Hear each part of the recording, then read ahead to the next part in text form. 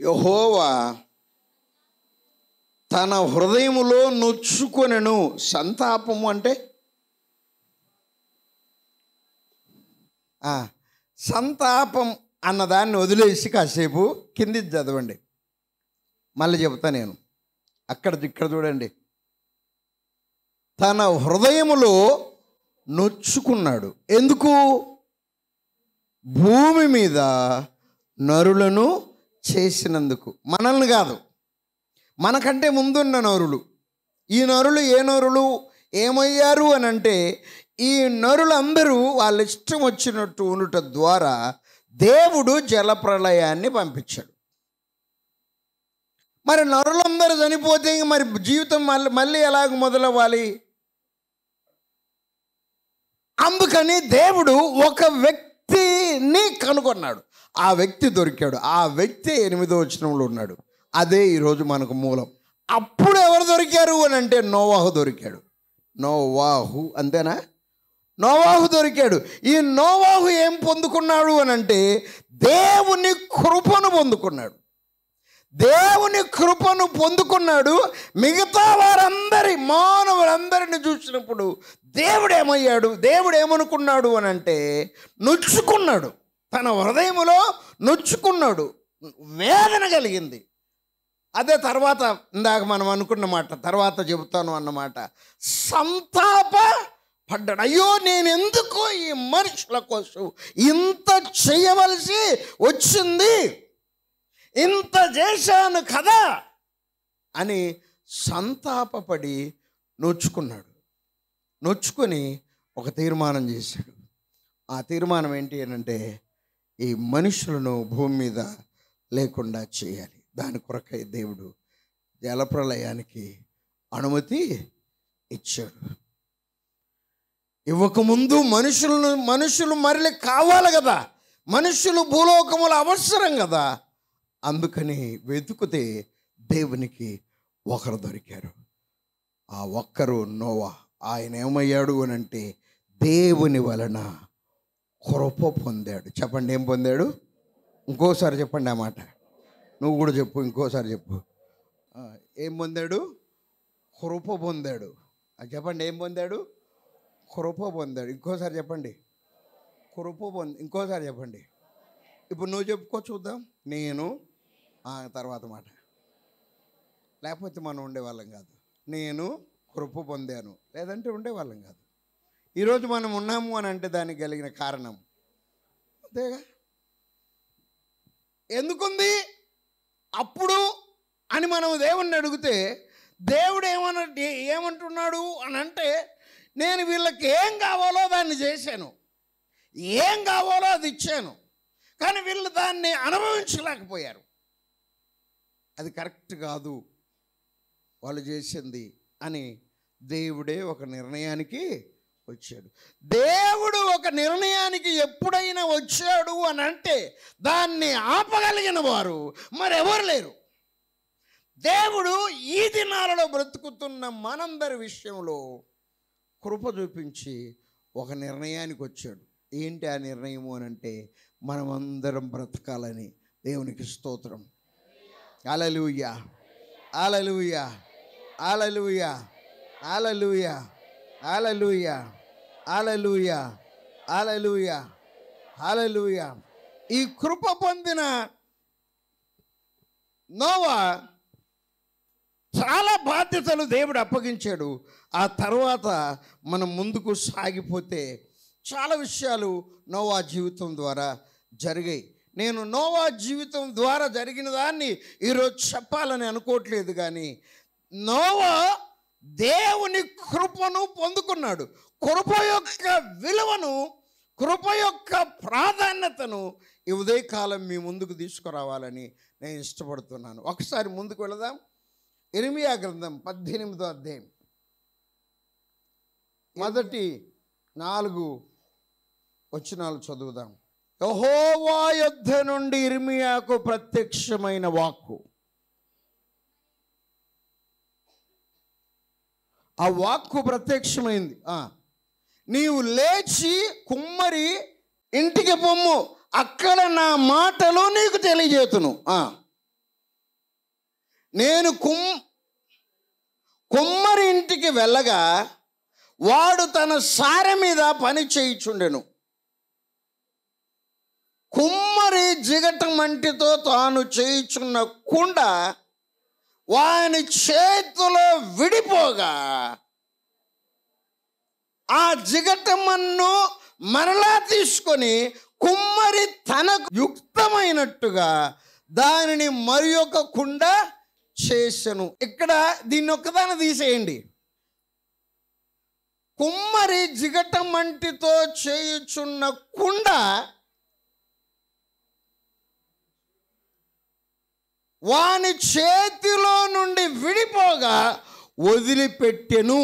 ఇక్కడ చూడండి, నన్ను కుమ్మరి చేతిలో మట్టి ఉంది, కుండ వాని చేతిలో నుండి విడిపోగా ఆ కుమ్మరి ఆ జిగట మన్నును వదిలేస్తే ఏమై ఉండేది? కుండ అయ్యేది కాదు. కుమ్మరి వదిలేస్తే కుండ అయ్యేది కాదు. మరి ఏమయ్యేది? మట్టి అయ్యేది, మట్టి ముద్ద అయ్యేది. దేవుడు మానవుణ్ణి వదిలేస్తే మానవుడు ఏమైపోతాడంటే మన్నైపోతాడు. మన్నే గనుక ఎప్పుడంటారు ఈ మాట? మీరే అనుకోండి, లోపల బయటికి చెప్పొద్దులే. ఎప్పుడంటారు ఈ మాట? ఎప్పుడు అయ్యగారు చెబుతాడు అని అంటే నీవు మన్నే గనుక అని అలాగే చేస్తాడు. అలాగేసినాక బంధువులందరూ ఏంటి అంటారు. అందరు కలిసి ఏం చేస్తారు? మనిషిని అని అంటే వదిలేసి ఎక్కడ కలుపుతూ ఉన్నారు? ఎవరు వదిలేస్తే? కుమ్మరి వదిలేస్తే. ఇర్మియా గ్రంథం 18వ అధ్యాయంలో ఉన్న కుమ్మరి తన చేతిలో ఉన్న కుండను వదిలేస్తే, మట్టిని వదిలేస్తే, కుండను కాదు, మట్టిని వదిలేస్తే, అదే కదా అక్కడ ఉండేది, మంటి అని ఉంది. కుమ్మరి జిగట మంటితో చేయుచున్న కుండ వాని చేతిలో నుండి విడిపోగా ఆ జిగటమన్ను మరలా తీసుకోకుండా వదిలేస్తే అది కుండ అవ్వదు.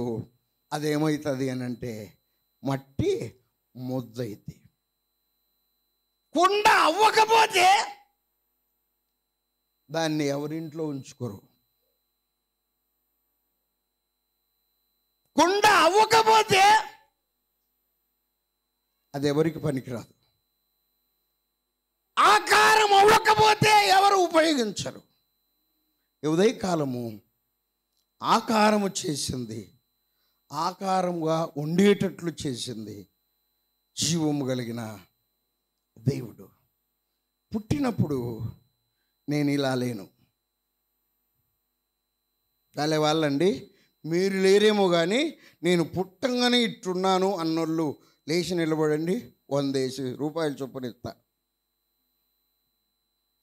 మేము పుట్టంగానే ఇట్టున్నాను అన్నోళ్ళు ఉంటే గిన నిలబడండి. ఎవరు లేరు, ఎవరు ఉండరు, ఎవరు ఉండరు. పుట్టినప్పటి నుండి మనం ఎవరి చేతిలోకి వెళ్ళాము అని అంటే చెప్పండి, పరమ కుమ్మరి చేతిలోనికి వెళ్ళాము. ఇక్కడ చూడండి, అందరు చూడండి. ఇప్పుడు పుట్టాడు, రెండో రోజు కూడా అవ్వలేదు. పుట్టినప్పుడు ఇదిగో ఇక్కడున్నాడు. పుట్టినప్పుడు వాడికి ఇచ్చింది ఏంటి అని అంటే బయటికి రాగానే అదిగో బైబిల్ ఇచ్చా. ఇప్పుడు మా మనవడు ఇంకొన్నాళ్ళు అయితే స్లోగా పెరుగుతాడు. ఇంకొకడు చూడండి పెరిగినోడు, అదిగో రెండో వాడు, ఇంకొక మనవడు. ఇదిగో వాడి చేతిలో ఏముంది అని అంటే బైబిల్ ఉంది. వాడు పెరుగుతూ ఉన్నాడు. ఇంకొక మనవడు ఉన్నాడు. ఇదిగో వీడి చేతిలో కూడా బైబిల్ ఉంది. వీడు పెరుగుతూ ఉన్నాడు. మీ అందరి చేతిలో, నా చేతిలో కూడా చెప్పండి, ఒకసారి చూపెట్టండి. పెరుగుతూ ఉన్నాం, మనం పెరుగుతూ ఉన్నాం. మన చేతిలోనికి ఇది వచ్చింది. మన చేతిలో ఉన్నది మనం ఇక్కడ వదిలిపెట్టవచ్చు. మనం ఎవరి చేతిలో ఉన్నాము అని అంటే దేవుని చేతిలో ఉన్నాం. దేవుడు తన చేతిలోనున్న మనల్ని వదిలిపెడితే, నొచ్చుకొని వదిలిపెడితే ఇంకా నాకు తెలియదు. అది ఆ మాట నాకు కొంచెం కష్టం అనిపించింది ఈరోజు అనటం. నాకు సాయం చేశాడు దేవదాన గారు. అవ్వకూడదు. మనం ఎన్నోసార్లు పట్టుకుంటూ ఉన్నా సరే తప్పించుకుంటూ ఉన్నారు కొంతమంది పురుషులు. అందులో మేబీ మీ భర్తలుంటే, అందులో మేబీ మీ పిల్లలుంటే, అందులో మేబీ మీ నాకు తెలియదు తర్వాత మాట ఉంటే అది కరెక్ట్ కాదు. ఎవరు చూడాలి అని అంటే కాపాడబడుతున్న నీవు నీ ఇంటి మీద దృష్టి పెట్టాలి. నీ ఇంటి మీద దృష్టి పెట్టకపోతే ఆ మట్టి వదిలిపెట్టబడితే చెప్పండి ఏమైంది? మట్టి అయిపోయినట్టు మన జీవితాలు వేరేగా మారేటందుకు పాసిబుల్ ఉంది, అవకాశం ఉంది. అవకాశాన్ని తప్పించుకోవాలి. ఇలాగ చెబుతూ ఉన్నాడు. ఇప్పుడు ఇంకో పిక్చర్ చూపించు. ఇది కాదు, ఇది కాదు. ఎస్, ఒక దైవజనుడు ఇలాగ అంటున్నాడు. ఇది కొంచెం పెద్దగా చేయటం కుదిరితే చూడండి. ఇది నాకు దొరికింది. ఏమంటాడంటే పైది తెలియాలి కదా. దేవుడిని గౌరవించే ఈ కింది విధంగా ఉంటారు. దేవుణ్ణి గౌరవించేవారు ఏం చేస్తారంట? దేవుడిని గౌరవించేవారు దేవుని సన్నిధిలో ఉన్నామనే చెప్పండి భయముతో ప్రవర్తిస్తారు. దేవునిని గౌరవించేవారు తమ ప్రవర్తనను జాగ్రత్తగా చూసుకుంటారు. దేవుడిని గౌరవించేవారు ప్రార్థన, దేవుణ్ణి స్తుతించడం, వాక్యం వినడం మీద శ్రద్ధ పెడతారు. నాలుగోది, దేవుణ్ణి గౌరవించేవారు బైబిలును తప్పనిసరిగా తీసుకొని వెళతారు. ఐదోది, దేవుడిని గౌరవించేవారు అనాలోచనగా ఉండరు. ఆరోది, దేవుణ్ణి గౌరవించేవారు, మీరే చెప్పండి తర్వాత మాట ఎవరికైనా కనపడితే. ఆరోదే ఏడోది నేను చెప్పింది? ఏడోది, దేవుణ్ణి గౌరవించేవారు సెల్ ఫోను సైలెంట్ మోడులో లేదా స్విచ్ ఆఫ్ చేస్తారు. దేవుడిని గౌరవించేవారు చర్చిలో, చర్చి బయట కాదు, ఇంటి పోయిన తర్వాత కాదు, ఎవరితో మాట్లాడరు. ఇంకా దేవుడిని గౌరవించేవారు హృదయమును కుమ్మరిస్తారు. దేవుడిని గౌరవించేవారు పిల్లలను తమ ఆధీనంలో ఉంచుకుంటారు. దేవుడిని గౌరవించేవారు వస్త్రధారణ విషయంలో జాగ్రత్తగా ఉంటారు. ఇంకో పిక్చర్ చూపించిన తర్వాత నేను ముందుకు వెళ్తాను. ఎస్, ఇది ఆత్మీయ బలహీనత యొక్క 10 లక్షణాలు. చల్లారిపోయిన ప్రార్థన జీవితం. 1, ప్రార్థన తెల్లవారుజామున అంటే నేను రాలేను, వదిలేస్తే నేను చెప్పలేదు, నాకు అది మీరే కొంచెం ఈ ఒక్కరోజు సపోర్ట్ చేయండి. కుమ్మరి వదిలేస్తే ఏమైపోయింది? అది కుండవదు, ముంతవదు, ఏమైద్ది? ముద్దయిద్ది. ముద్దయిద్దా? అంతేనా? ముద్దయిద్ది. పనికి రాదు. మనం అప్పుడప్పుడు మనం ఏమంటాము అని అంటే, దేనికి అయితే మనం వెనక్కి వెళ్తాము అని అంటే ప్రార్థనకు. ఇంట్లో వాళ్ళు కూడా రానియరు. ఒక్కసారి ఆ ఇంట్లో వదిలేశాడు అనుకోండి దేవుణ్ణి, ఆ ఇంట్లో వాళ్ళందరినీ వదిలేశారనుకోండి, వదిలేశారే అనుకోండి, వదిలేశారే అనుకోండి. ఎంతమంది బల్ల పాల్గొనేటందుకు వచ్చారు అని అడిగి మీతో చెబుతున్నా, అది చాలా ప్రాముఖ్యమైనది. చల్లారిపోవద్దు. లేదు అని నేను అనట్లేదు, ప్రార్థనా జీవితం లేదు అని నేను అనను. ఎందుకు అని అంటే, అది లేకపోతే గేటు దాటి మనం లోపలికి రామ్. మేబీ దేనికి పాసిబుల్ ఉంది అని అంటే, చల్లారిపోయేటందుకు అవకాశం ఉంది. ఏంటి? ప్రార్థనా జీవితం. ప్లీజ్ చల్లారనివ్వమాకండి, పెంచుకోనండి, వేడి చేయండి, పెంచండి. దేన్ని? ప్రార్థనా జీవితాన్ని. ప్రార్థనా సమయంలో కళ్ళు తెరిచి ఉండటం. తప్పు కాదా అంటే కొన్నిసార్లు తప్పు, కొన్నిసార్లు కాదు. అది నీకే అర్థమవుతుంది ఎప్పుడు ఏం చేయాలి అని. అది చూసుకోవాలి. 3, బైబిల్ చదవటం ఎందు ఆసక్తి లేకపోవటం. ఇప్పుడు వేసిన జిప్పు మళ్ళీ ఆదివారమే తీస్తాడు, అది పోకూడదు. ఆసక్తి ఏమవ్వాలి అని అంటే పెంచుకోవాలి. తర్వాత అన్నాడు, మందిరమునకు వెళ్ళే కోరిక ఏమవ్వాలి? కోల్పోకూడదు. ఆసక్తి కోల్పోకూడదు, వెళ్ళాలి మందిరానికి. తర్వాత ఉపవాసము చేయలేకపోవటం. దీంట్లో సదురుబాటు ఉంటాయి ముసలోళ్ళకు, ఎందుకంటే ఉపవాసం అంటే పోతారు వాళ్ళు. మరి మీకు పడుచోళ్ళకో ఉంటారు వాళ్ళు. దేవుని యందలి భయభక్తి, భయము లేకపోవటం. 7, ఆత్మల రక్షణ గురించిన ఆసక్తి లేకపోవటం. 8, గర్వపు హృదయం. 9, మందిరానికి రావటం మాత్రమే ఉంటుంది కొందరికి. కొందరికి బైబిల్ తీయరు, ఈ అలవాటే ఉంటుంది.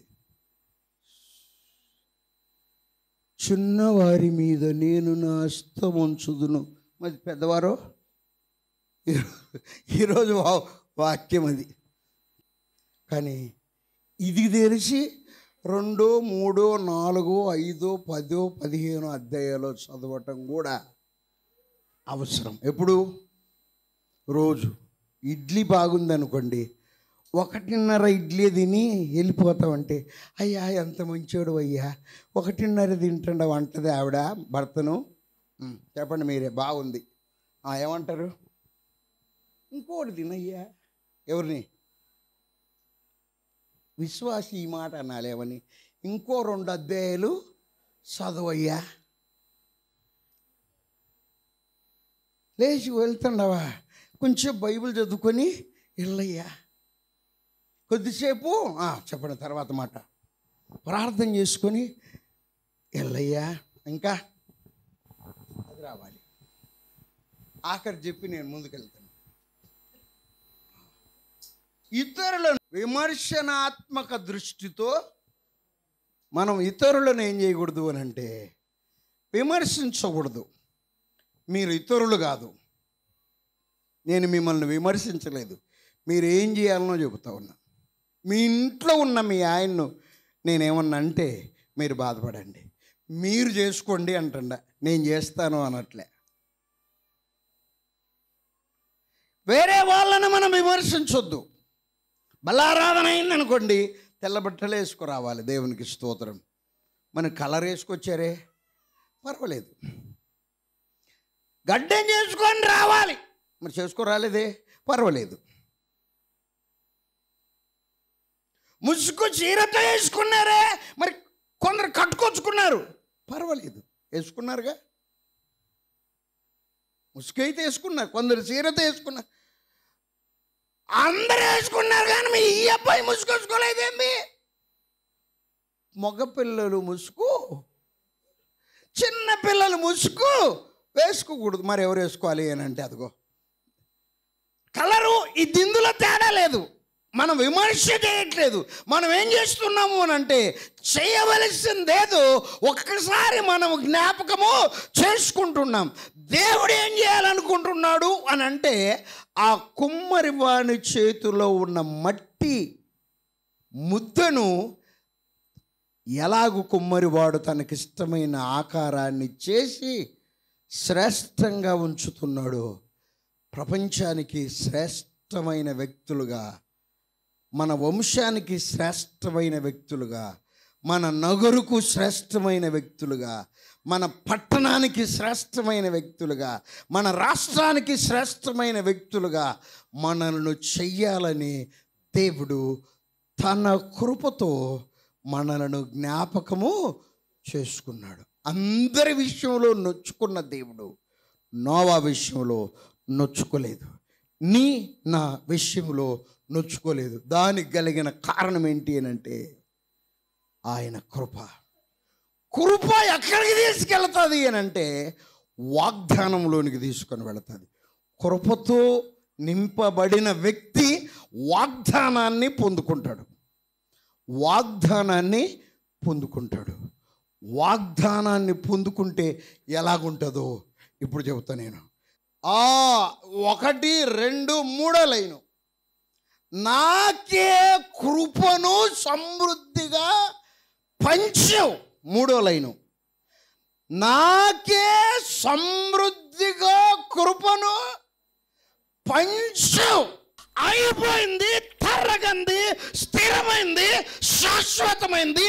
అన్ని వేళలో, అన్ని పరిస్థితుల్లో, అన్ని స్థితిగతుల్లో ఉండేది దేవుని అత్యంత కృప. హల్లెలూయా, హల్లెలూయా, హల్లెలూయా, హల్లెలూయా, హల్లెలూయా, హల్లెలూయా. అన్ని వేళల్లో, అన్ని పరిస్థితుల్లో, వర్షాకాలములో, ఎండాకాలములో, చలికాలములో, భార్య ఉన్నప్పుడు, భార్య లేనప్పుడు, బిడ్డలు ఉన్నప్పుడు, బిడ్డలు లేనప్పుడు, డబ్బులు ఉన్నప్పుడు, డబ్బులు లేనప్పుడు ఉంచేది దేవుని కృప.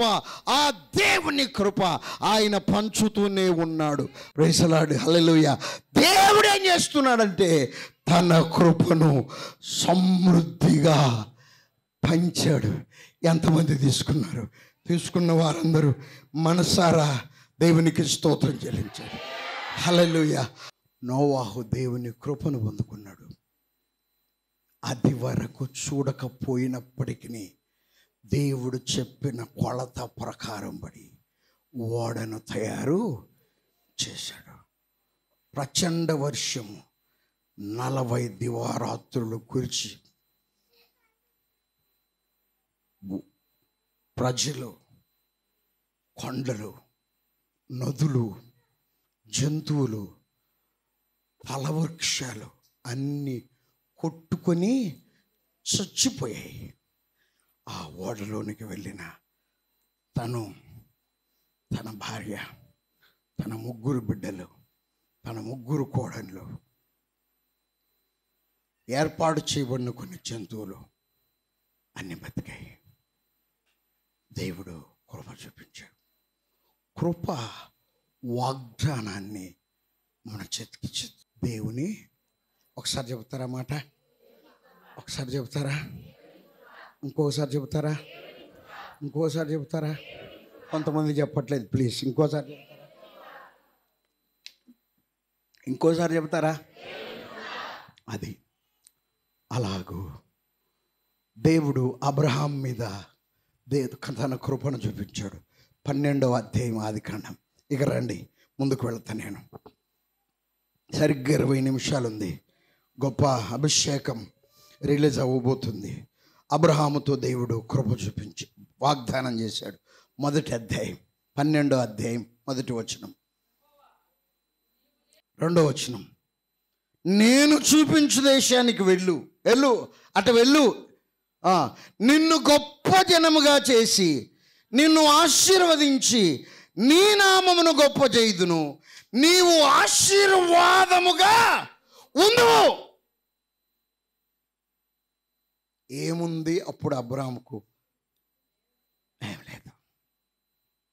దేవుని వాగ్దానాన్ని తాను వింటూ ఉన్నాడు. దేవుని వాగ్దానాన్ని వింటూ ఉన్నాడు. నీకేముంది, నాకేముంది, నీకేముంది, నథింగ్. మన ఇది లెక్కలోకి రాదు. ఏముండాలి అని అంటే దేవుని కృప ఉండాలి. ఆ కృప నిన్ను వాగ్దానంలోకి నడిపిస్తుంది. అబ్రహాముకు దేవుడిస్తున్న వాగ్దానం ఏంటి అని అంటే 1వ వచనంలో సూపర్ మాట ఆఖరిలో ఉంది. 1వ వచనంలో ఏమంటాడు అని అంటే, ఆఖరి మాట 1వ వచనం, నేను నీకు చూపించు ఏ దేశం. నేను నీకు చూపిస్తాను. ఎవరికి చూపిస్తాను? నీకు చూపిస్తాను. నీకు చూపిస్తాను. నీకు చూపిస్తాను. నువ్వు వెళ్ళు. నువ్వు వెళితే అక్కడ నువ్వు దీవించబడతావు. అది 2వ వచనం. అక్కడ నువ్వు దీవించబడతావు. నువ్వు వెళితే దీవించబడతావు. నువ్వు వెళితే దీవించబడతావు. ఏమి చూపిస్తూ ఉన్నాడో అబ్రాహాముకు తెలియట్లేదు, అర్థం కావట్లేదు. కానీ దేవుడు అంటున్నాడు, నేను నీకు చూపిస్తాను. దేవుడు చూపించేంత వరకు నీ ఉద్యోగం కొరకు నువ్వు ఎదురు చూడాలి. దేవుడు చూపించేంత వరకు నీ పెళ్లి కొరకు నువ్వు ఎదురు చూడాలి. దేవుడు చూపించేంత వరకు నీ వ్యాపారం కొరకు నువ్వు ఎదురు చూడాలి. దేవుడు చూపించేంత వరకు నీ కోడల కొరకు నువ్వు ఎదురు చూడాలి. దేవుడు చూపించేంత వరకు నీ అల్లుని కొరకు నువ్వు ఎదురు చూడాలి. దేవుడు చూపించేంత వరకు నీ ఆరోగ్యం కొరకు నువ్వు ఎదురు చూడాలి. నిలబడు. దేవుని వాగ్దానం అది. కానీ మనకు వాగ్దానం చేసిన వాడు, వాగ్దానాన్ని మనం పట్టుకొని నిలబడితే మనకు అవసరమైంది మన పిల్లలకు అవసరమైన దానిని దేవుడు ఇస్తాడు. అబ్రహాముకు దేవుడు వాగ్దానం చేశాడు. వాగ్దానం నెరవేరేటందుకు అబ్రహాం ఎన్ని సంవత్సరాలు ఎదురు చూశాడో తెలుసా? ఎన్ని సంవత్సరాలండి? ఎన్ని సంవత్సరాలు? 25 సంవత్సరాలు. 10 నిమిషాలు లేట్ అయితే రేగిద్ది. నేను అటువంటి వాడిని. ఒకరోజు తినలే, పడుకొని లేచినప్పుడు లారైంది. సాయంకాలం బత్తాయి కాదు చూస్తే అనరాని ఒకరిని పిలిచా. ఆగు, నేను ఇంటికి పోయి తెస్తానన్నా. అప్పుడు మా అమ్మాయి ఏందన్నమాట. అప్పుడు నేనేమన్నంటే, నువ్వు వచ్చే లోపల నేను పడిపోతానన్నా. ఆగు అని పరిగెత్తుకుంటూ వెళ్ళి బండి మీద వెళ్ళి నేను చదువుకుండే లోపలనే బత్తాయికాయ జ్యూసు పంపించింది. మన స్పీడ్ ఏంటి అని అంటే ఏం రావాలి? వెంటనే జరగాలి. మన స్పీడ్ ఏంటి అని అంటే వెంటనే జరగాలి. దేవుడు వెంటనే చేయగలడు. 2 రోజులు ఆగి చేయగలడు. 2 వారాలు ఆగి చేయగలడు. 2 గంటల తర్వాత చేయగలడు. 2 సెకండ్లలో చేయగలడు. కొంతమంది జీవితాలలో కొన్ని సందర్భాల్లో కొన్ని పరిస్థితుల్లో చాలా లేట్ అవుతుంది. కానీ వాగ్దానాన్ని అయితే దేవుడు నెరవేరుస్తాడు. మోషేకు దేవుడు వాగ్దానం చేశాడు. మోషే ఇశ్రాయేలు ప్రజలను విడిపించుటకు నిర్గమాకాండం 3వ అధ్యాయం 2వ వచనం.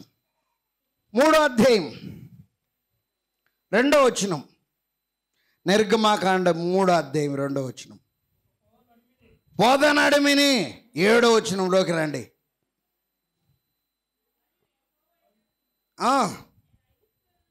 ఐగుప్తులోనున్న అదిగో నా ప్రజల బాధను నిక్షేముగా. దేవుడు తన ప్రజలు బాధపడుతుంటే చూసి నిద్రపోడు, ఆగడు. మన దేవుని బుద్ధి ఎటువంటిది అని అంటే, గుణం ఎటువంటిదంటే, కొనకడు, నిద్రపోడు. ప్రజల బాధను చూస్తాడు, బాధను చూసి సహించడు. ఏం చేస్తాడు అని అంటే ఏమన్నాడు? పనులలో తమ్మును కష్టపెట్టు వారిని బట్టి వారు పెట్టిన మొరను వింటిని, వారి దుఃఖములు నాకు తెలిసే ఉన్నవి. నెక్స్ట్, ఐగుప్తీయుల చేతిలో నుండి వారిని విడిపించుటకును ఆ దేశములో నుండి విశాలమైన మంచి దేశమునకు, అనగా కనానీయులకు, ఇత్తీయులకు, అమోరీయులకు, పెరిచీయులకు, ఇవ్వీయులకు, ఎబోసీయులకు నివాస స్థానమైన పాలు తేనెలు ప్రవహించు దేశమునకు వారిని నడిపించుటకు దేవుడేమయ్యాడంట? దిగి వచ్చాడు. జాగ్రత్తగా దిగాడు దేవుడు. దేవుడు ఏం చేశాడంటే దిగి వచ్చాడు. దేవుడు ఏం చేశాడంటే దిగి వచ్చాడు. ఎందుకు? విడిపించుటకు. ఏం చేస్తుందుకు? సహాయం చేస్తుందుకు. ఆఖరి మాట చదివితే ఏమని రాయబడిందంటే వారిని నడిపించుటకు దిగి వచ్చాను. ఎక్కడికి నడిపించుటకు? పాలు తేనెలు ప్రవహించు. ఎక్కడి నుండి విడిపిస్తానంటున్నాడు? ఐగుప్తీయుల చేతిలో నుండి. అది ఇశ్రాయేలుల కొరకై దేవుడు చేసిన వాగ్దానం. దేవుని వాగ్దానం ఐగుప్తీయుల చేతిలో నుండి విడిపించటందుకు దేవుడు ఏమయ్యాడు? దిగి వచ్చింది ఎవరండి దిగి వచ్చింది? దేవుడు తన బిడ్డల కొరకై వచ్చే దేవుడు. ఎక్కడికి వస్తాడు? వాళ్ళు ఎక్కడుంటే అక్కడికి. అందుకనే దైవజనులు ఇలాగన్నారు, కొండలలో, లోయలలో, అడవులలో, ఎడారుల్లో నువ్వు ఎక్కడన్నుండు. కెనడాలో ఉండు, నో ప్రాబ్లం. అమెరికాలో ఉండు, నో ప్రాబ్లం. ఆస్ట్రేలియాలో ఉండు, నో ప్రాబ్లం. కడపలో ఉండు, నో ప్రాబ్లం. బుగ్గు లైన్లో ఉండు, నో ప్రాబ్లం. అడ్డ రోడ్డులో ఉండు, నో ప్రాబ్లం. దేవునికి దూరమేమీ లేదు.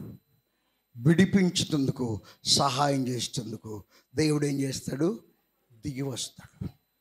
40 సంవత్సరాలు వారిని నడిపించాడు. వారు ఎటువంటి వాళ్ళు? వాళ్ళ చెప్పులు అరిగిపోలే, బట్టలు మాసిపోలే, కోకోనట్టు ఆయిల్ అవసరము లేదు.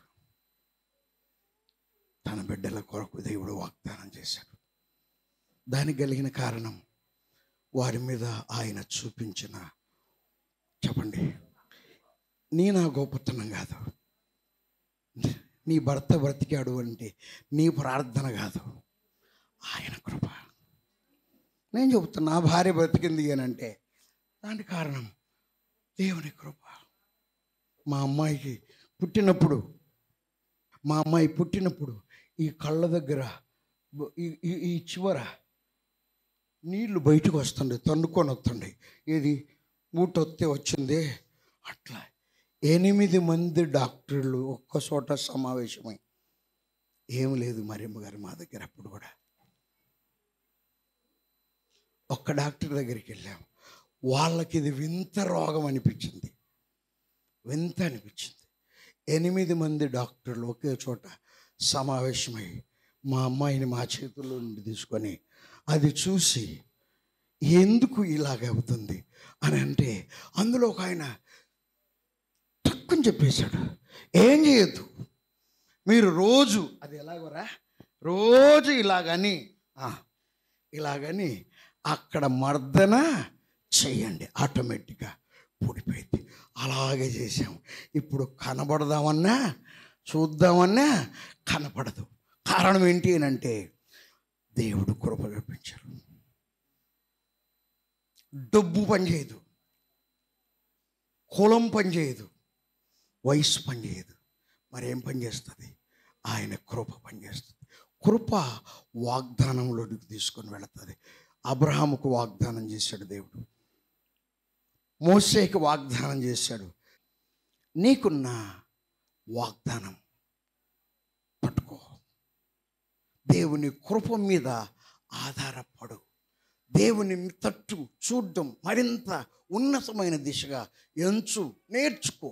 దేవుని దగ్గరికి వచ్చేటందుకు, దేవునితో పెనుగులాడేటందుకు, దేవుని సన్నిధిలో ప్రార్థించుకునేటందుకు ఇష్టపడు. మీకు అందరికీ పగలు డ్యూటీ ఉంటుంది, అందరూ డ్యూటీకి వెళ్ళండి. కానీ నాకున్నంత అనుభవం చొప్పున ఈ ఏరియాలో తెల్లవారుజామున 4ంటికే డ్యూటీకి వెళ్ళేవారు లేరు. ఎవరన్నా ఉన్నారా? మన సంఘంలో 365 రోజులు తెల్లవారుదాం ప్రార్థన. అంతే. ఏం పొందుకునికి? ఇక్కడ ఉండేది ఏదో తీసుకెళ్ళటందుకు కాదు. చెప్పండి, దేవుని మరియ ప్రార్థన చేస్తూ ఉంది మోకాళ్ళు నీలాగు, దయాప్రాప్తురాలా నీకు ఇప్పుడు ఆవిడ ఏమైపోయింది తెలుసా? కృప పొందుకొని ఇప్పుడు ఏమైపోయింది తెలుసా? ప్రపంచమంతా ఏమని పిలుస్తున్నారు తెలుసా? దేవవర ప్రసాదము చేత నిండిన మరియ ధన్యురాలు. ఎందుకు? కృప. మనకేం కావాలి అంటే కృప కావాలి. ఆ కృప పొందుకొనికే ప్రార్థనకు పురికొల్పమనేది. కానీ 4 గంటలకే మందిరంలోకి వచ్చి ప్రార్థన చేస్తే మిగతా నీ పిల్లల మీద ఏం చూపెడతాడు దేవుడు? కృప. నా పిల్లల మీద కూడా అంతే. 4 గంటలకు కృప పొందుకొనికి రావచ్చు కదా. కృప పొందితే ఏమైంది? చెప్పులు అరిగిపోకుండా ఆ కృప కాపాడింది. తెలియని దేశానికి తీసుకొని వెళ్ళింది అబ్రాహామును ఆ కృప. తెలియని వ్యక్తి ఓడ తయారు చేసేందుకు నిలబెట్టింది ఆ కృప. 6వ తరగతి చదువుకున్న వ్యక్తి వేరే దేశానికి వెళ్ళేటందుకు సహాయం చేసింది ఆ కృప. 10th క్లాస్ ఫెయిల్ అయిన వ్యక్తి ఈరోజు ఇక్కడ ఉండేటందుకు, నా కుమారుడు వేరే దేశంలో ఉండేటందుకు, నా కుమారుడు ఇప్పటికే 14 దేశాల్లో ఉండేటందుకు, పరిచయం చేసేందుకు, భవిష్యత్తులో 187 దేశాలకు నా పిల్లలు వెళ్ళేటందుకు ద్వారము తెరిచింది. నా గొప్పతనం కాదు, దైవ కృప. ఆమేన్. హల్లెలూయా, హల్లెలూయా.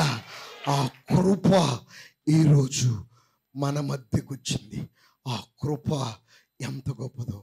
ఈనాడు మన ఈ స్థితికి కారణం ఆయన కృపే. ఆయన కృప.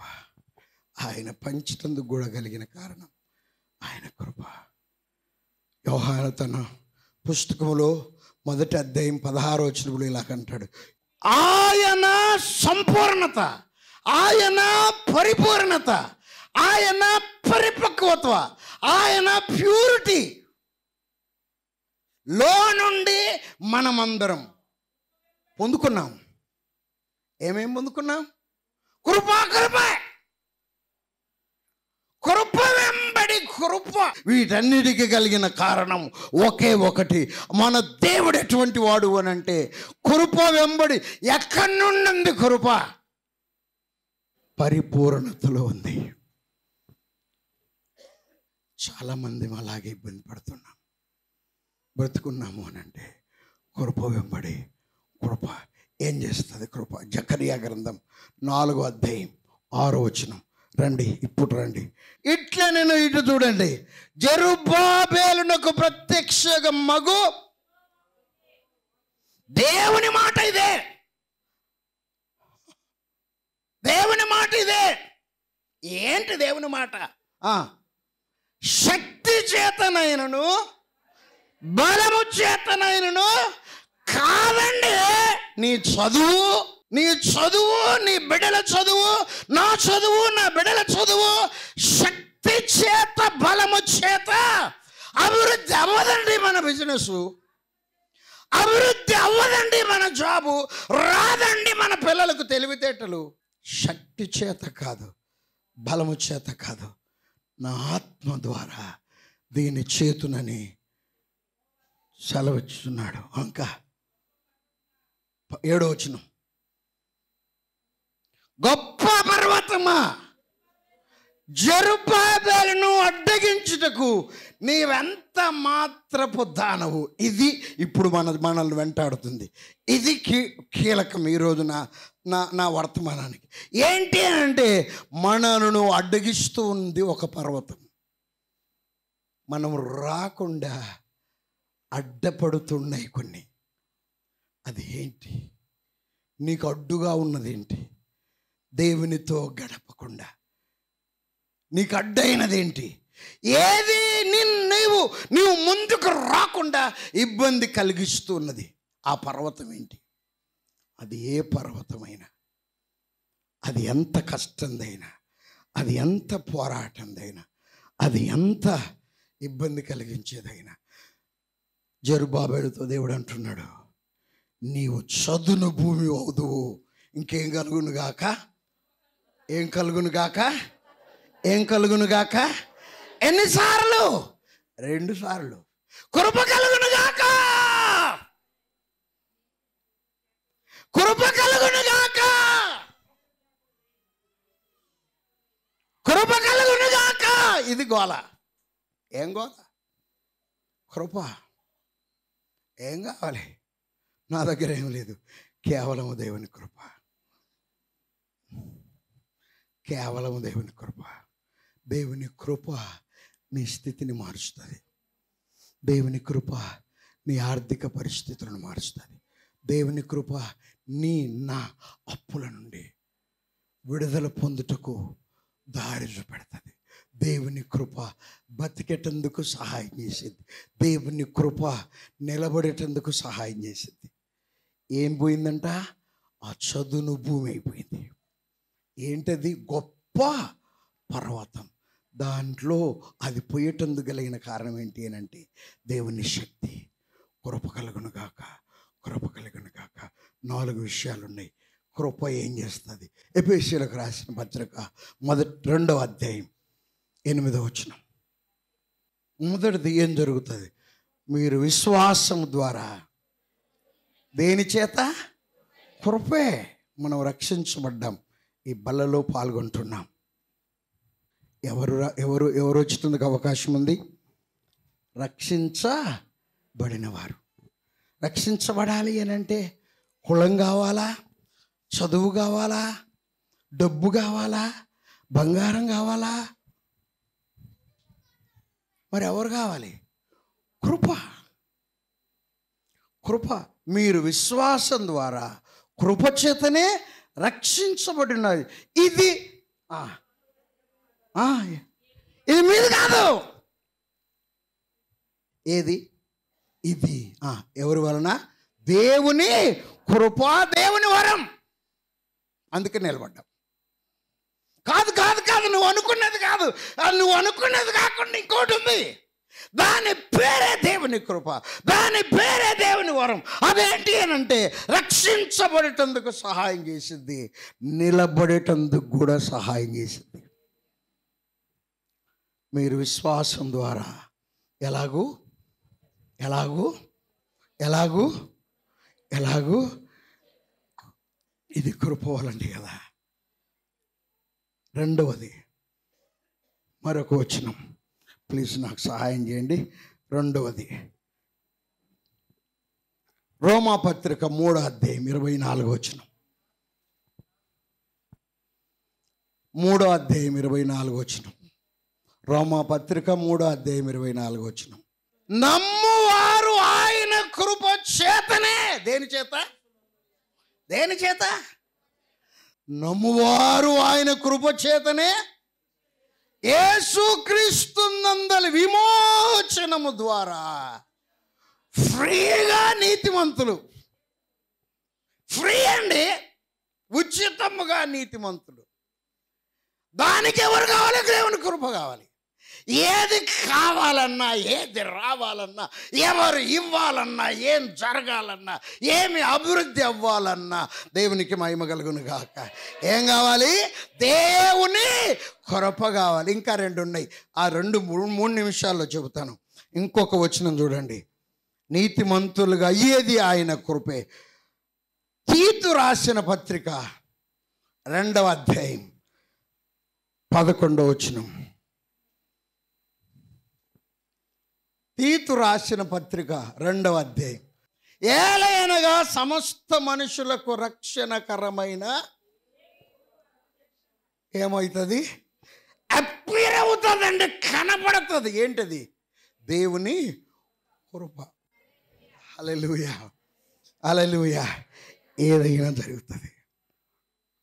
దేవుడు నీ జీవితంలో ప్రత్యక్షం అవ్వాలి, నీ పనుల్లో కనపడాలి, నీ ఉద్యోగంలో కనపడాలి.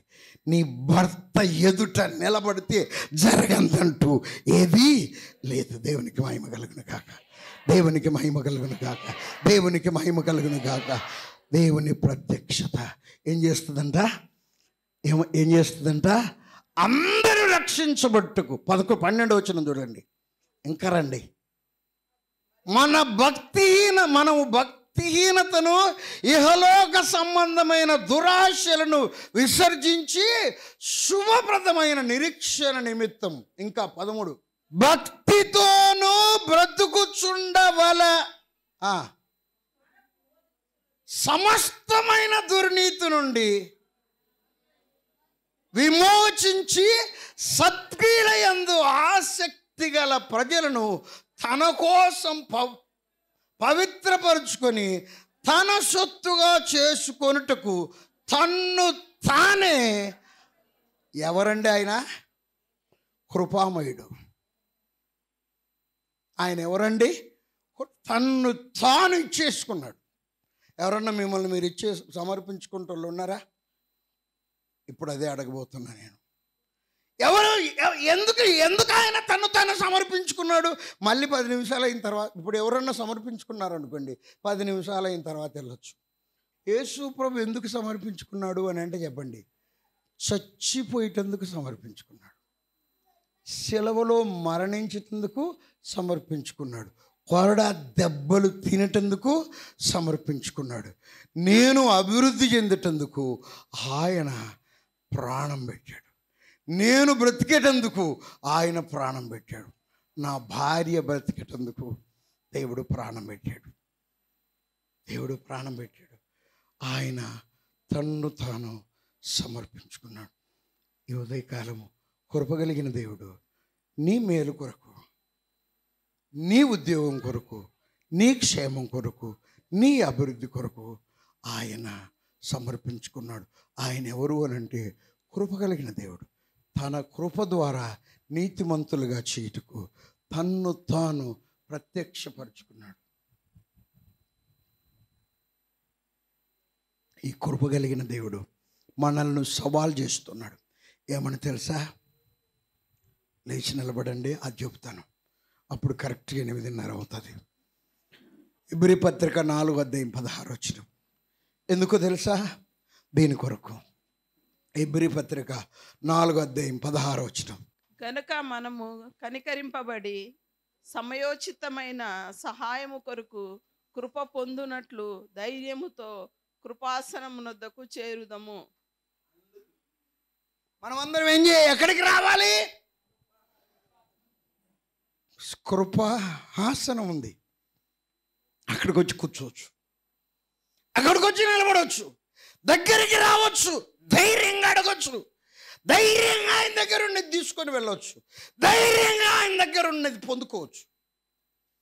ఆయన దగ్గరికి లేకుండా కొదువతో, కొరతతో, ఇబ్బందితో నలిగిపోతున్న అనుభవం అనుకున్నట్లయితే కృపగలిగిన దేవుడు ఈరోజు ఎదురు చూస్తున్నాడు. ధైర్యంగా రండి, వాగ్దానాన్ని అబ్రాహాముకు నెరవేర్చాడు దేవుడు. స్తోత్రం, స్తోత్రం, స్తోత్రం. మహాపరిశుద్ధుడైన మా దేవ, మహిమోన్నతుడైన మా రక్షక, మీ ఘనమైన పదాలకు వందనాలు, స్తోత్రాలు నైనా. మరొకసారి నీ కృపాసనం యొద్దకు వస్తున్నాము నైనా. నీ కృపతో మా జీవితాలను మార్చండి నైనా. నీ కృపతో మా జీవితాల్లోనికి అభివృద్ధిని దయచేయండి నైనా. నీ కృపతో మా జీవితాల్లోనికి ఆశీర్వాదాన్ని ఇవ్వండి నైనా.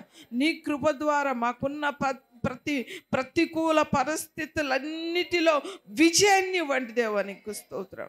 అలాగైనా ప్రభావం నీ కృప ద్వారా మా జీవితాల్లో అప్పుతోనూ నైనా వేదనతోనూ నైనా బాధపడుతున్న ప్రతి బిడ్డను మీరు తాకండి, విడుదల ఇవ్వండి నాయన. సమృద్ధిని ఇవ్వండి నాయన, సమృద్ధిని ఇవ్వండి నాయన. సమృద్ధినిచ్చే దేవుడవు నా ప్రభా. నీ కృపలో ఆ సమృద్ధి ఉంది అని చెప్పిన దేవుడవు. ఆ వాగ్దానాన్ని మా అందరి జీవితాల్లో నెరవేర్చమని యేసు నామమున వేడుకుంటున్నాము తండ్రి. మన తండ్రి అయిన దేవుని ప్రేమ, కుమారుడైన యేసుక్రీస్తు ప్రభు వారి కృప, పరిశుద్ధాత్మ దేవుని కాపుదల భూలోకంలో ఉన్న మనకును సకల పరిశుద్ధులకును, మన కుటుంబాలకు, మన పరిచర్యలకు, మన కుటుంబ సభ్యులందరికీ దేవుడు అన్ని వేళలా తోడయుండి నడిపించి అద్భుత రీతిగా తను కృప చూపించి ఈ నెలంతా సహాయం అనుగ్రహించి వర్ధిల్లింపజేయునుగాక. ఆమేన్.